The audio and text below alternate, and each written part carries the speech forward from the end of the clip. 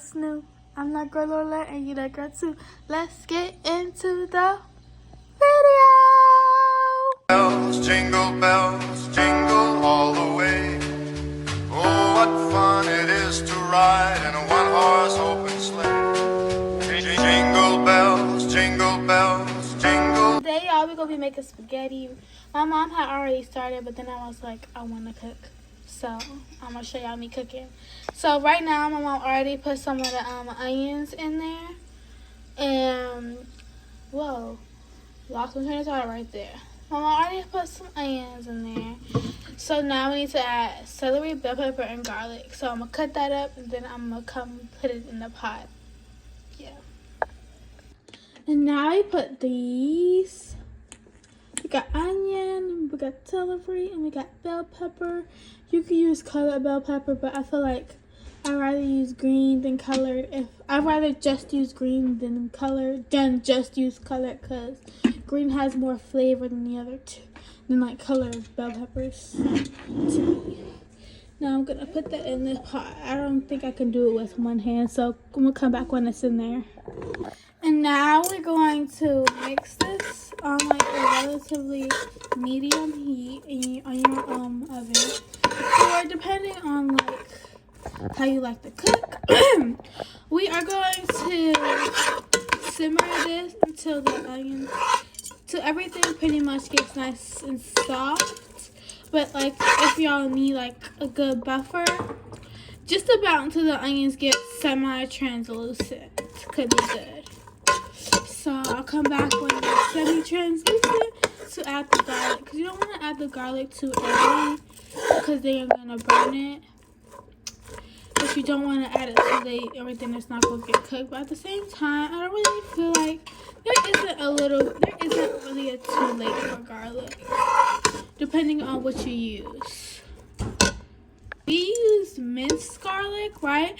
And that's way more, what? It's weird trying to talk and scraping that thing. It's a little bit like, she keeps scraping and I'm trying to listen to her. What's she showing? Fine. Okay, so basically, the garlic we use isn't clove garlic. Like, it isn't from the clove straight out. Because if we use a clove of garlic and cut that up, that's going to be way more potent than if you use like little jars of minced garlic. That's not potent at all. So you can get away with adding a lot more of that than you can get away with adding little garlic cloves. I'm going to show y'all what we use when I add it. But we gotta wait for this to start like simmering and the onions to get translucent, and then I'll be back. This is what we want it to look after it's like cooking down. You can even go further. You can even go further if you want to with this process. But now we're gonna add our seasonings. I'm gonna show you what I add. This is probably not how you traditionally make it, but whatever. What I add pepper, adobo from Goya, this Creole seasoning. I prefer slapping around, but when we went to the store, there wasn't any, so that's what we got instead. And some Italian seasoning. This is what I'm gonna add first. Well, this is actually the right one. This one. So I'm gonna add these right now. Oh, also you're gonna add your garlic now, and you want to heavily season the base because it's pretty much what's gonna be like your base flavor for your whole stuff. So you want this to be heavily seasoned so you don't have to go and add more seasoning later. But don't season it too much. I always say season it to your ancestors say to stop. Okay? So yeah, because there's no specific like measurements I use. Now we're gonna add our organic grass-fed ground beef. Yours doesn't have to be organic unless like you really care about organic stuff. We do with our beef, and we're using 85 lean and 15 fat. You can use lower if you want this to be on the more low calorie side, but this is basically what you can normally get at the store. So we're gonna add 1 pound, or you can add more depending on how many people you're feeding. Now that our little base looks like this, should smell nice and aroma. we're going to add some tomato paste. We're going to add like half this jar. You can add the whole thing if you want. But I don't really know what this does. All I know is that my spaghetti be tasting nice and good after I put this in there.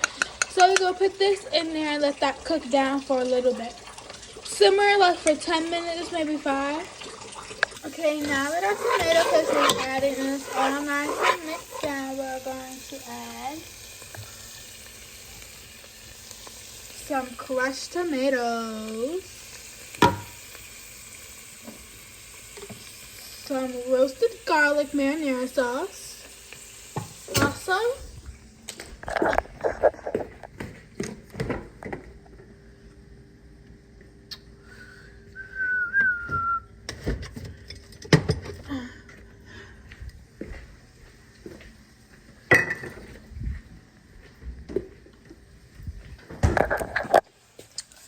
So also this other marinara sauce. We're just using it because we have leftovers. And these are 3 sauces. I normally would use sauce too to go along with crushed tomatoes, but because we have this, we don't need it. All of this into this pot. All your sauces are added. Your product should be something like this, depending on how much sauce you might have used less than me or more. But now it looks like this. We're gonna let it simmer like preferably for about 4 hours, but if you don't have that much time, 2 hours is fine too, or an hour if you have bay leaves, because bay leaves make everything taste like it's been cooked for a long time.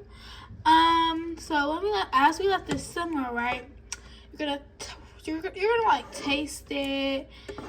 You're gonna taste it like what I say about an hour, or maybe by like the last hour of cooking, to see if it's to your liking. If it's not, add more seasoning, and if it is, then that's fine. If it is too salty, I say add a little bit more water to the spaghetti, and it will dilute it some. And if it tastes like a bit harsh, and like if it tastes, to get rid of some of this little acid of it, you're gonna add a little sugar, but not so much so that your spaghetti starts tasting sweet. We don't want sweet spaghetti. But yeah, I'm gonna show y'all the finished product when it's done, or I might not. But yeah, basically just let this simmer and add your sugar, and you should be Gucci.